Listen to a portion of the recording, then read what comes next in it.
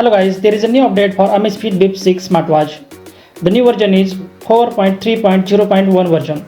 And in the new version, Amazfit has brought a new HybridCharge function.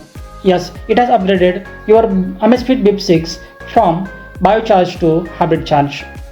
Yes, this update has come to many premium smartwatches including Amazfit Ultra, Amazfit T-Rex 3 Ultra, Cheetah 2 Ultra and many other smartwatches. And now the same premium function, HybridCharge function, is now available on your Amazfit Bip 6. So you should upgrade it. To update the new smartwatch, you have to go to official Zepp app. Yes, in a Zepp app, you will see notifications. Or you can also go to general and there in a software update section, you will see a new update. Now click on download and update it. Here you can see the release note. Update completed.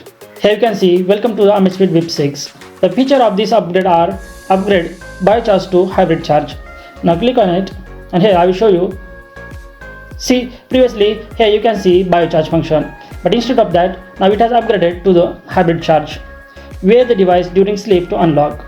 So you have to wear your smartwatch Amazfit Bip 6 while you sleep, and after that in the morning it will measure your HybridCharge, and according to that it will give you guidance.